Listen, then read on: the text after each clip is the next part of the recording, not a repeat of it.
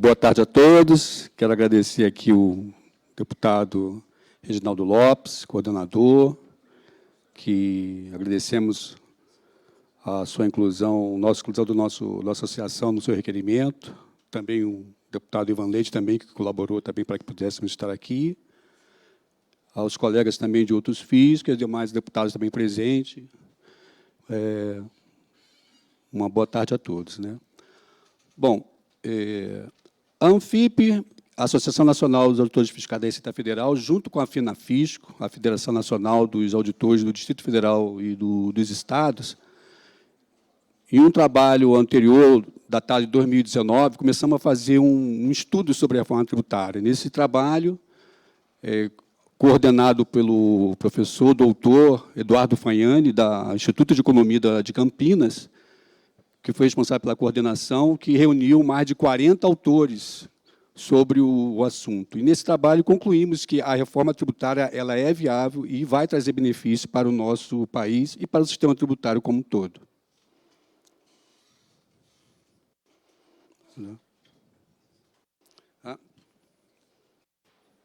Aonde eu aperto? Esse aqui?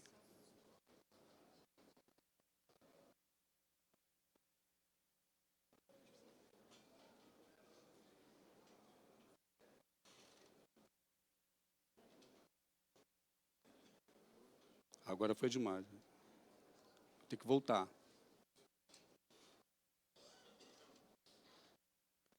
Ok. Mais um. Aí. Bom, esse trabalho vem de encontro com tudo que está sendo feito até hoje pelos trabalhos que é realizado pelas IPEC 45, 110, que é uma legislação única. Todos já são cientes do chamado manicômio tributário. São mais de 30 mil legislações em vigência para poder a empresa estar cumprindo, né, a conformidade tributária. A autonomia do ente poder também trabalhar com a sua alíquota, caso venha a separar, não ser cumulativo, não integrar a própria base de cálculo, ter uma base ampla, como também já vem sendo estudado, não haver também benefícios fiscais para também acabar com a guerra que havia com o ICMS, outros tributos, e algumas áreas que também não haverá algumas isenções. Bom, nós somos o Pacto do Brasília. O que é o Pacto de Brasília? Os fiscos estaduais, municipais e federais conseguiram se reunir e, em prol disso, tentar trabalhar numa linha de que nós convergíssemos para um assunto que fosse do interesse de todos, deixando de lado as questões particulares de cada ente federativo. Então, em 2019, nós entregamos esse grupo, de lá para cá, a gente vem se reunindo toda semana, discutindo a reforma tributária. Então, quem é o Pacto de Brasília? A ANAFISCO, a Anfip, da Fiscalização Federal, a ANAFISCO dos municipais, a FEBRAFISCO, a FENAFIM, dos municípios também, a FENAFISCO, dos auditores estaduais e do Distrito Federal, o Sindifisco, também auditores da Receita, o Sindirreceita, os analistas tributários, e a UNAFISCO também a união dos auditores também da Receita Federal. Bom, se esse grupo consegue se reunir e conversar, tudo é possível nesse país. Bom, alguns números da administração tributária. Os auditores fiscais, no ano 2000, éramos 12.120. E, hoje, em 2020, ele passou a ser 7.461. Isso sim, significa uma perda de mão de obra, né? Falando em termos econômicos, uma perda da capacidade de produção. O que isso vem afetando? Vem afetando o crescimento da dívida pública, porque, uma vez que o governo consegue arrecadar aquilo que precisa para pagar as suas despesas primárias, ele vai lá no banco e pega o dinheiro emprestado. É igual você viver do seu salário e cheque especial, só que com a diferença que o governo vai sempre ampliando esse cheque especial. Se também você ficar ampliando, vai chegar num ponto que você também não vai conseguir manter as contas. Então, é necessário que a administração tributária seja equiparada, com aquilo que ela precisa, para ela poder, depois de feita a reforma, o tributo realmente ser cobrado, ser fiscalizado, ser arrecadado de uma forma que possa realmente alcançar o objetivo, que é o quê? Bancar as políticas públicas sem necessidade de endividamento público. O nosso contencioso hoje está na faixa de 5,4 trilhões. Então, é necessário também que esse contencioso seja melhor manipulado, haja uma forma também de, na ponta, o contencioso administrativo poder fazer acordos para evitar a judicialização. Renúncia fiscal, 353,2 bilhões de renúncia fiscal, apontado pelo TCU. Com as renúncias, com toda aquela coisa de, não, vamos dar um incentivo aqui para dar mais emprego. Isso não ocorreu. Estamos com um número excessivo de pessoas desempregadas ainda, em função de que essas políticas não deram certo. Por parte do empresariado, isso não ocorreu. Sonegação fiscal, 550 bilhões de dinheiro sonegado.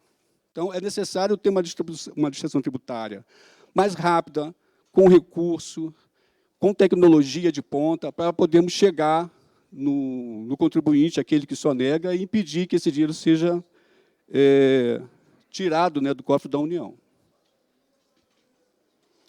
Bom, o Pacto de Brasília, em reunião, fixamos alguns princípios que norteiam o nosso discurso. Então, o Pacto Federativo tem que ser respeitado com a reforma tributária. Estados, municípios e União, cada um com sua responsabilidade, sua jurisdição, a sua capacidade de fiscalizar. Já existe uma estrutura tributária, né? Não está se criando uma, mas a União, Estado e município têm já o seu fisco. Então, é necessário que isso seja mantido. Sua competência de arrecadar, fiscalizar aquilo que está ali perto dele, fazer a cobrança e o contencioso tributário. Manter essas competências e as distribuições que já existem, a reforma não pode alterar esse tipo de estrutura. E também o julgamento administrativo tributário. Também fechamos uma questão de que os servidores que vão compor tanto o conselho, tanto como estiverem lá na ponta, sejam servidores da carreira tributária. Não pode haver pessoas estranhas a isso para não poder ter uma ingerência contra, né, o Tesouro da União. No caso do órgão colegiado que se pensa fazer, é importante que esse órgão ele seja responsável por sistematizar a arrecadação. Então, não se imagina ter milhares de sistemas de informação para poder arrecadar, cobrar e fazer. Então, é necessário que esse conselho ele seja o órgão que vai estancar, iniciar, startar esses sistemas, para que haja uma formatização geral, em que os entes federados, estados, municípios possam acompanhar a arrecadação, possa ter um sistema de fiscalização. As obrigações acessórias devem ser também padronizadas, formulário, sistema, enfim, todo esse aparato deve ficar nesse órgão. E nesse órgão é necessário que haja, né, na sua estrutura, pessoas, servidores de carreira tributária. Creio que os membros do conselho sejam secretários de Fazenda, das 3 esferas, mas que haja servidores de carreira tributária trabalhando dentro desse órgão.